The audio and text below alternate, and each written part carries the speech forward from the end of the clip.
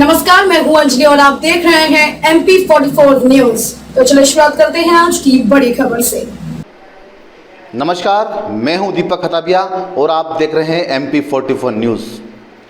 आज हमारे साथ में एक ऐसी शख्सियत है जो राजनीति में अपना लोहा मनवा चुकी है। चाहे संगठन की बात हो, चाहे पार्टी फॉर्म की बात हो, कई क्षेत्रों में लगातार वो काम कर रही हैं। हम बात कर रहे हैं किरण जी शर्मा की, जो वार्ड नंबर 14 से ऐतिहासिक मतों से विजय रही। किरण जी, स्वागत है MP40 में आपका। वार्ड नंबर 14 में आपने ऐतिहासिक विजय दर्ज की है, क्या कहना है? ये ऐतिहासिक विजय भारतीय जनता पार्टी के वो एक कार्यकर्ता की जीत है, जिन्होंने इतनी लगन और इतने परिश्रम के साथ ये विजय दिलवाई है। ये सारा श्रेय उनको जाता है और ये जीत उनकी हुई है, कमल के फूल की हुई है। चप्पा चप्पा पर भाजपा थी और जीत कमल के फूल की हुई है, ये कहना है किरण जी शर्मा का। किरण जी, देखा जाए तो आपके वार्ड के अंदर त्रिकोणीय मुकाबला था। एक तरफ कांग्रेस थी तो दूसरी तरफ पार्टी से बगावत थी। कुछ लोग पार्टी के लोग ही आपसे बगावत कर रहे थे। ऐसे में आप ऐतिहासिक मतों से विजय रही है। किस तरह का आपको कर्म था, किस तरह से लोगों का अपने दिल जीता, किस तरह से मतदाताओं को आपको आशीर्वाद मिला? देखिए, कहीं ना कहीं पार्टी से नाराज़ होकर और हो जाते हैं और वो अपना आप का एक दिखाने लग जाते हैं कि भाई हम भी कुछ हैं। तो कोई बात नहीं, वो उनका विषय है। लेकिन मुझे ये पता है कि जब से संगठन हो संभाला है, तब से संगठन में अगर मैंने अच्छे से कार्य किया है। और इस वार्ड के अंदर जब अनीता आंटी, जो कि पूर्व जिला युवा मोर्चा के अध्यक्ष बड़े भाई साहब आदरणीय बलवंत जी महावर की जो सिस्टर है, उनको उस समय टिकट मिला था, तब से हमने एक एक घर में संपर्क किया था। उसके बाद वो अच्छे मतों से जीती, उनकी जीत हुई। उसके बाद फिर भारतीय जनता पार्टी ने यहाँ ही इसी वार्ड से श्रीमती मीना जी जायसवाल को संगठन द्वारा टिकट दिया गया था और उस टिकट में भी हम सभी लोगों ने बखूबी मेहनत, एक कार्यकर्ता के तौर पर बतौर मेहनत करके और सभी के सहयोग और सभी के परिश्रम से वे भी जीती थी। उसके बाद जब मेरी बारी आई तो वाकई में संगठन ने जो मुझ जैसी छोटी सी कार्यकर्ता को प्रत्याशी के रूप में फिर से टिकट दिया, तब सभी कार्यकर्ताओं ने एकजुट होकर और अपने परिश्रम की पराकाष्ठा को दिखाते हुए फिर से मतदाताओं का आशीर्वाद मिला। और चूँकि कहीं न कहीं हर चीज़ के लिए हमें परिश्रम तो करना पड़ता है, तो ये भी हमारी एक बहुत बड़ी सफलता रही। वो सारा श्रेय उन कार्यकर्ताओं को जाता है जिन्होंने 15-15, 20-20 दिन अपने स्वयं के संस्थानों को बंद किया, अपने जो निजी कार्य थे उनको बंद किया और बस एक मानसिकता बना ली थी कि हमें भारतीय जनता पार्टी को जिताना है, हमें कमल का फूल जिताना है।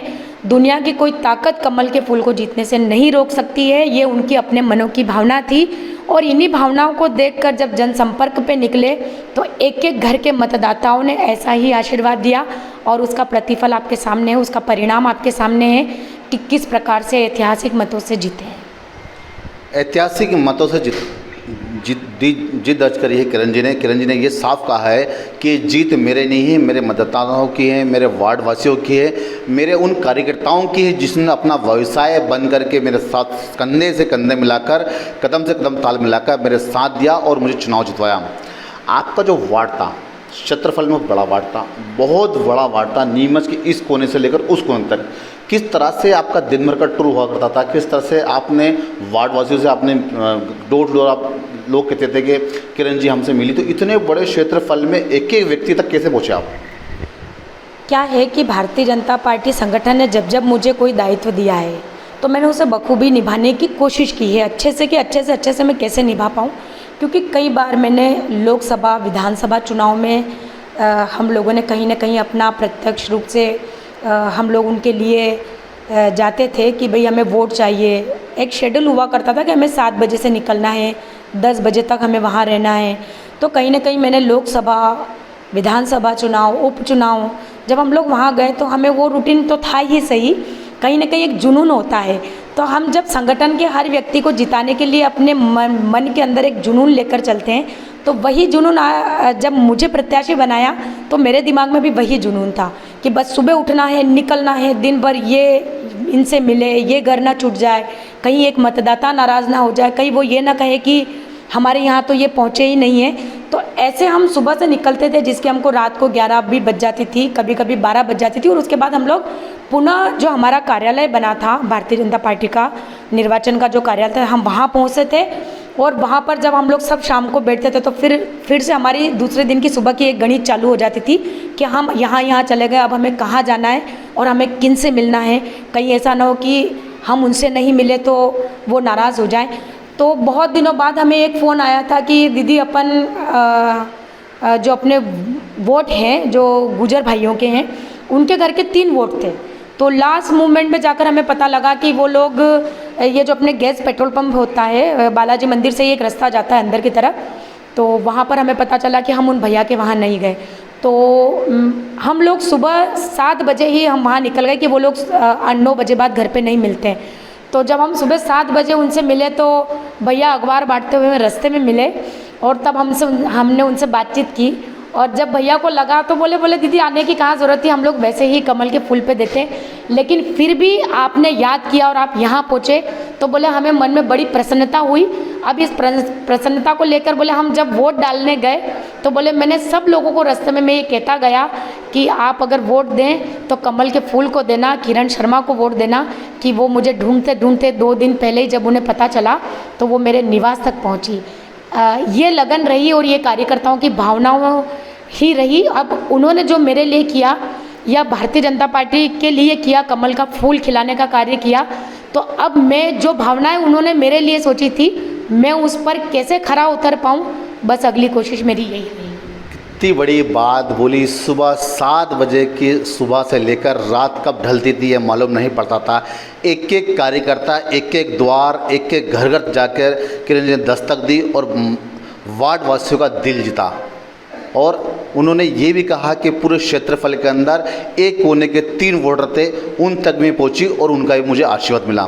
किरण जी, ये सभी लोग कहते हैं कि संगठन में आपने काम किया है, राजनीतिक करियर आपका उज्जवल है, और अगर थोड़ा सा हम यूँ जाएं, वार्ड आपने जीत लिया, नगर पालिका जो अध्यक्ष की सीट है वो सामान्य वर्ग से आती है और आप एक सामान्य महिला हो, तो क्या लगता है पार्टी आप पे विश्वास जताएगी? देखिए, ये संगठन का विषय है, ये पार्टी का विषय है, तो पार्टी और संगठन ही तय करता है कि पार्टी संगठन किसे बनाता है। लेकिन हाँ, ये है कि 100% सामान्य महिला है, तो हम सभी सामान्य महिला जो बहनें हैं उनमें से कोई एक ही बहन भारतीय जनता पार्टी की नगपा अध्यक्ष बनेगी। अध्यक्ष की दौड़ में 3 नाम प्रबल से आ रहे हैं, उसमें एक आपका भी नाम है। अगर पार्टी आप पे भरोसा जताती है तो नीमच की सबसे बड़ी समस्या है बंगला बगीचा, अवैध कॉलोनियाँ। बंगले वासियों ने एक बार फिर भारतीय जनता पार्टी पर भरोसा जताया है और कई वार्डों से भाजपा को जीत लाई है। अगर पार्टी आपको हॉट सीट बैठाती है तो क्या आने वाले समय में बंगला बगीचा समस्या हल होगा? जिस वार्ड से मैं चुनाव लड़ी हूँ, वार्ड नंबर 14 से, या कमल का फूल चुनाव लड़ा है, तो सबसे पहले जटिल समस्या ही वही आई थी जब हम जनसंपर्क पे गए थे। और हमने उस चीज़ में वादे भी किए हैं कि जैसे ही परिषद भारतीय जनता पार्टी की बैठेगी 100% उसका निराकरण होगा। और वो मैंने आपको बता ही दिया कि भारतीय जनता पार्टी संगठन किसे बनाता है। जो भी बहन बैठेगी वो इस जटिल समस्या का निदान जरूर करेगी, क्योंकि पिछले 70 साल से ये जटिल समस्या हमारे सामने थी। लेकिन हमने ये भी देखा है कि कांग्रेस की सरकार होते हुए कभी इस समस्या का समाधान नहीं हो पाया। लेकिन भारतीय जनता पार्टी की सरकार, माननीय विधायक जी, माननीय सांसद जी, माननीय मंत्री जी, माननीय मुख्यमंत्री जी के द्वारा इसको बहुत संवेदनशील मानकर, और जब उन्होंने इतनी समस्या का समाधान किया है तो आगे जो भी बंगला बगीचे की समस्या उसका निदान स्वतः ही करेंगे। और मैं विश्वास दिलाती हूँ कि भारतीय जनता पार्टी का एक छोटा सा कार्यकर्ता जब विश्वास दिलाता है तो वो 100% सही होता है। तो भारतीय जनता पार्टी जो कहती है वो करके दिखाती है, तो ये बिल्कुल भारतीय जनता पार्टी करेगी। और कोई भी बहन अध्यक्ष बनेगी वो ज़रूर इस समस्या का समाधान करेगी। नीमच के 40 वार्डों में 10 महिलाएं जीत के आई हैं। जो भी बहन के सर पे ताज सजेगा हम उनके साथ खड़े हो जाएंगे, ये कहना है किरण जी शर्मा का। किरण जी, लेकिन देखा जाए एक बात और आती है कि संगठन और सत्ता ने एक बात कही है कि जो महिला लगातार राजनीति में सक्रिय रही है, जो महिला लगातार भारतीय जनता पार्टी के झंडे में काम कर रही है, आप कई सालों सक्रिय हैं, गांव-गांव, गली-गली, वार्ड-वार्ड आपसे अछूता नहीं रहा। अभी एक एक व्यक्ति जानती, आपको राजनीति करना आती है, आपको सत्ता चलाना आती है, आपने संगठन में भी काम किया है, तो क्या लगता है कि पार्टी और सत्ता संगठन ऐसे व्यक्ति को आगे लाएगा? देखिए, पार्टी संगठन ने हमेशा से ही निर्णय सही किया है, तो इस बार भी निर्णय सही करेगा।